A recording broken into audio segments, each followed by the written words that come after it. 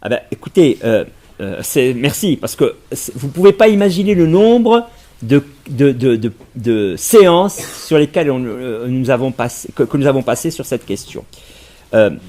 Beaucoup défendent dans le comité. Alors ça, c'est très intéressant, c'est que moi, je vais vous donner un peu les différentes situations. Beaucoup défendent l'idée d'une dignité intrinsèque à l'homme. Beaucoup la défendent. Et au comité, beaucoup la défendaient. L'idée d'une dignité intrinsèque à l'homme. Le problème, c'est que quand vous dites dignité intrinsèque à l'homme, on est tous pour. Le problème, c'est que c'est pas de la définition. Vous dites que c'est inhérent à l'homme, mais vous ne. Ben, quand je dis homme, j'ai dit dignité. Alors ça revient à finalement comment je vais définir l'homme. Mais personne ne définit l'homme. Donc, si vous voulez, on n'avance pas beaucoup. En revanche,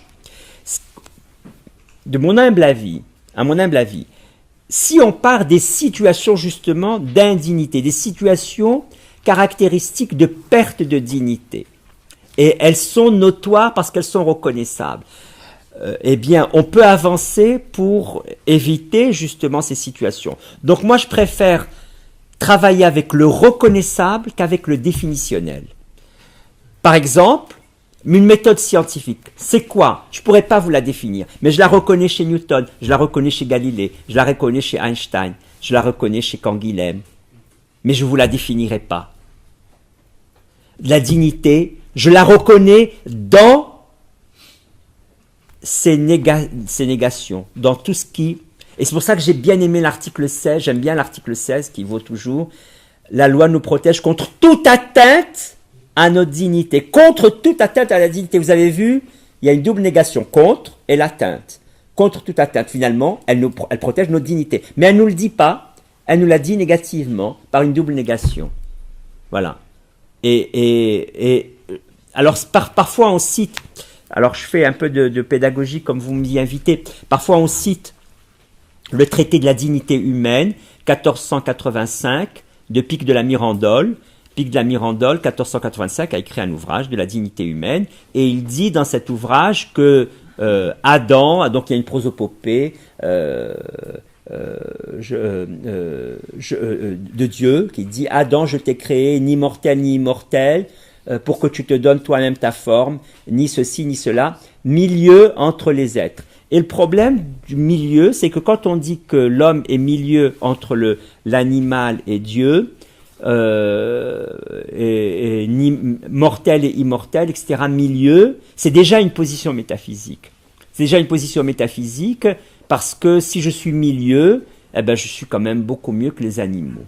Et 80 années après, les essais de Montaigne sont critiques à l'égard du Pic de la Mirandole parce que justement, reparlons de l'orgueil tout à l'heure, non pas pour le donner, mais pour le terrasser.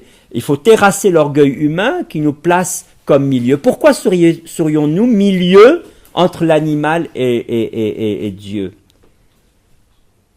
Parce que nous avons la parole.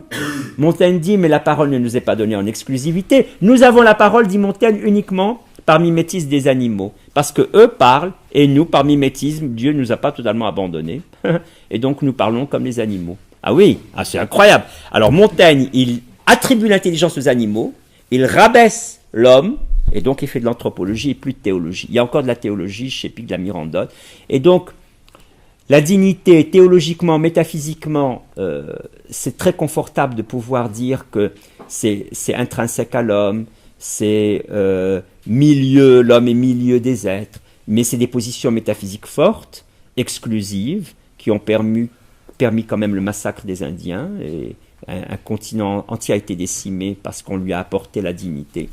En revanche, dire que dans un pays qui permet l'esclavage et la servitude, on vit moins bien que dans un pays où on développe la liberté, et donc il faut lutter contre l'esclavage et la servitude pour promouvoir la dignité humaine, c'est quoi? Justement, là où elle est menacée par la servitude et l'esclavage, là où elle est menacée par le harcèlement, là elle est menacée par, etc.